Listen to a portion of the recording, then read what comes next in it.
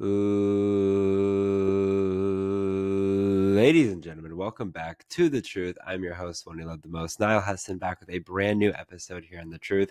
Back once again with another podcast here. We got week 14 takeaways. Yes, it is just me here today. I do apologize for those that wanted to see AJ. Blame me, not AJ. No, I'm just kidding. Don't blame anybody. In all seriousness, this has been a very busy week, and it's only Monday. So it's a little bit busy. We got finals this week. I know AJ's got finals. He's got finals today and tomorrow, which is why he's been studying and doing stuff with that. So that's why he's unable to go here today. It's just going to be me. I got finals as well, but not until the following week. So he should be back. We're planning to record at least one other show, but hopefully two other shows, like our final two shows of the week on a Wednesday. But for sure, hopefully that Thursday night special on Wednesday. And it's a pivotal week. We'll talk more about that a little bit later. But today we're going to focus solely on week 14. Obviously, I'm by myself here today. If you guys can tell, I'm a little bit under the weather. I've been really congested, so might go back to my coughing phase, which obviously is a very storied and tenured time here on The Truth. So if I do on accident, I do apologize. There might be some brief moments where I mute my mic, things like that. But without further ado, let's go ahead and get into it. Hopefully, I always say this, it never ends up working, but hopefully a little shorter show now. It's just me here. I got my 5 takeaways for you guys here for week 14 in the NFL. For most leagues, it was the last week of the regular season. So what are my takeaways going into the playoffs? First takeaway I got is the Giants offense just flat out gave up. I really feel like the Giants offense just flat out gave up on me and a lot of Giants fans as a whole. Tyrone Tracy had a good game. There were some questions at the quarterback position. Obviously, Drew Lock did not do that great. That was obviously disappointing to say the least.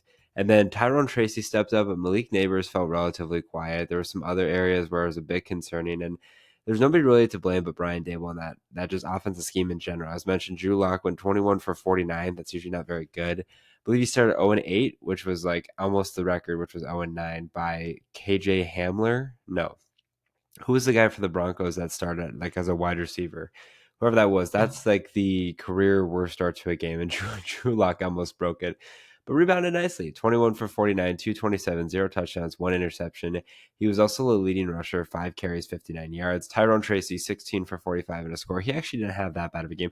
When I look on paper, like they didn't really have that bad of a game. That's because for the first 18 I feel like days, but it was more so until the final 5 minutes of the game when they were getting some mop-up stats is when they picked it up. Malik, 5 for 79, 5 for 45 for Daniel Bellinger, and Tyrone Tracy, 5 for 38. In general, it's really hard to trust the Giants moving forward.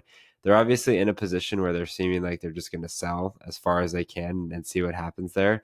But it's also kind of disconcerting, especially for fantasy owners. Think of guys like that are owning Tyrone Tracy, Malik Neighbors, guys like that really just haven't been able to get that ample quarterback production, especially as of late.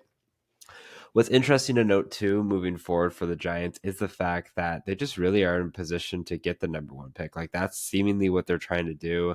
They obviously need to help address a quarterback. Do they go for quarterback? Do they wait a little bit and get, Travis Hunter, get a two-way guy?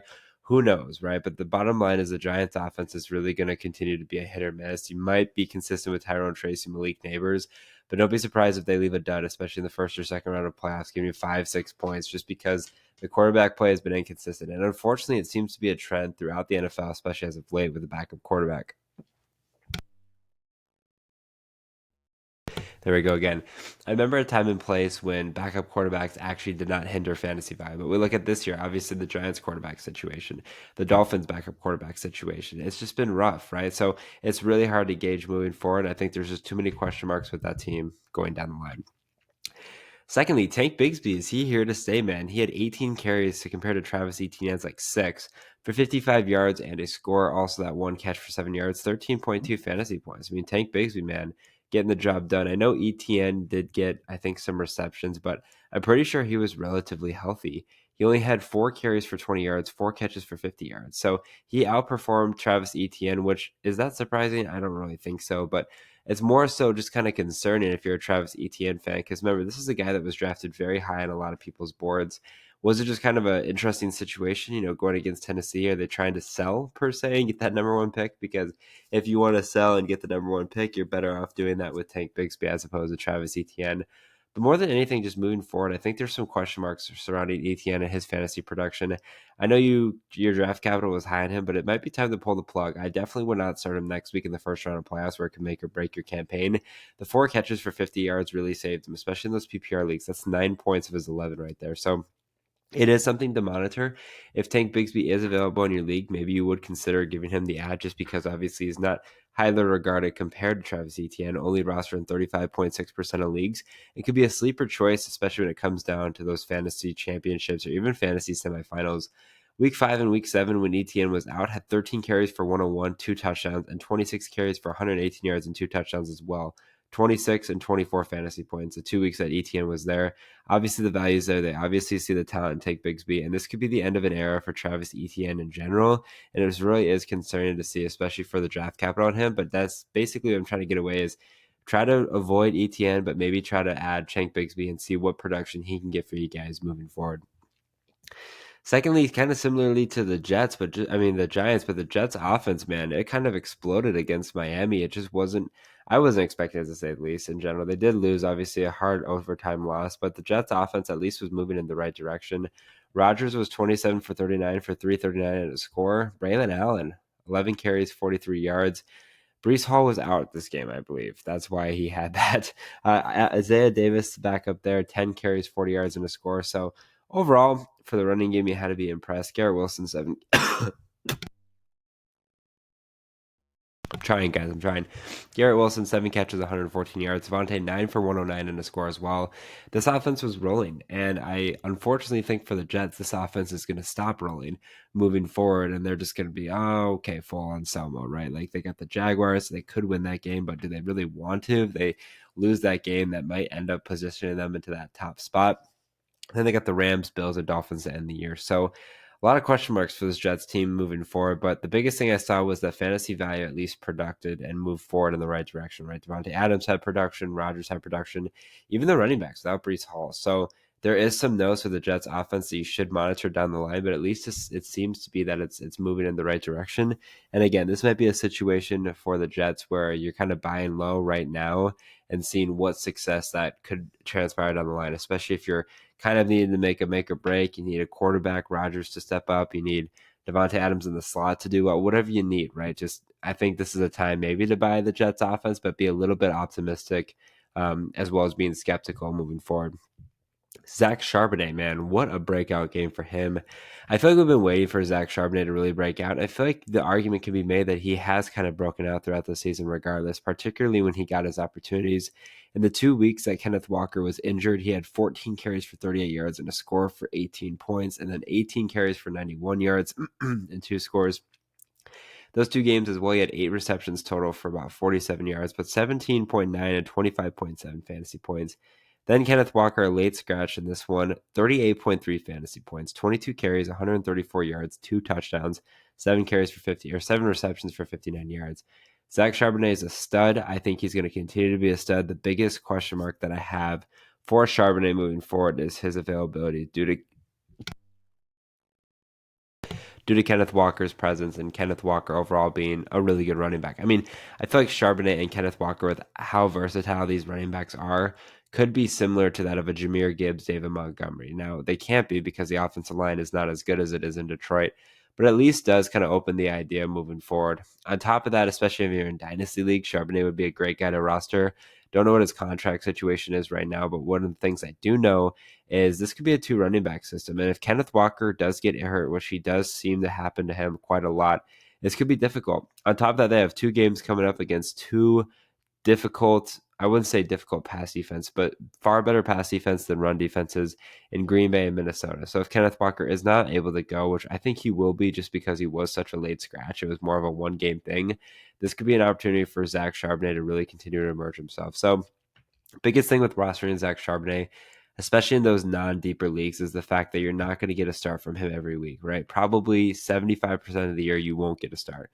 That doesn't mean that you won't get any type of production. It probably won't be as good as expected. But if you're in a deeper league, you could consider rostering him at a flex or an RB2 position and get you that value. I mean, obviously the value 38.3 fantasy points seems to be his ceiling, and that's when he's got a full tote of rock in there in Arizona on the road as well.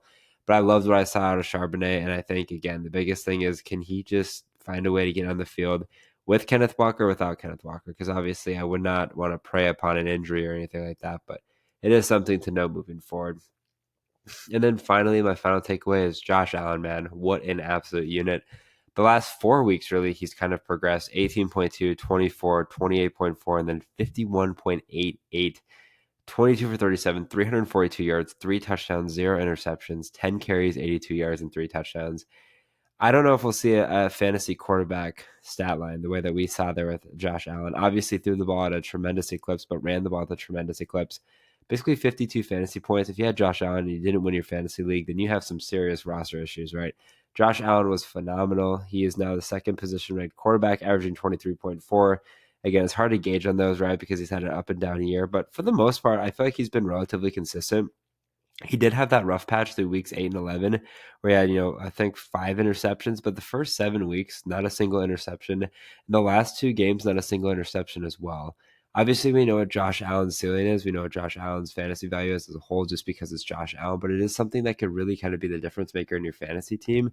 It could really help progress you to, winning a fantasy championship based on the production that he's been able to provide, especially as of late. So looking at Josh Allen from that perspective, he is a difference maker. But with those running quarterbacks, if he gets into the funk like he did in those middle games, it could prove to be costly, especially for his ADP and his draft value. But regardless, obviously Josh Allen's going to be a guy you start every week. The biggest thing is, can he replicate that? Is he just got 51, point performance, and is he going to blue ball you next week and get you 5, right? You just never know. But obviously consistently start, but this could be a championship caliber player. And I think he kind of cemented himself to be the front runner for MVP if he hadn't done that already. So good for Josh Allen and good for the Buffalo Bills as a whole. Well, thank you guys for listening to another episode here of The Truth. Hope you guys did enjoy it. If you guys did, make sure you follow The Truth on Twitter, The Truth as one, to stay up to date with the latest information regarding The Truth, including podcast dates, podcast uploads, and other important information you don't want to miss. Make sure you guys also follow The Truth on Instagram and TikTok at the.tt.truth. Are you looking to find a drink that offers peak hydration, raises your energy levels, speeds up your recovery, and keeps your mind sharp through focus and memory?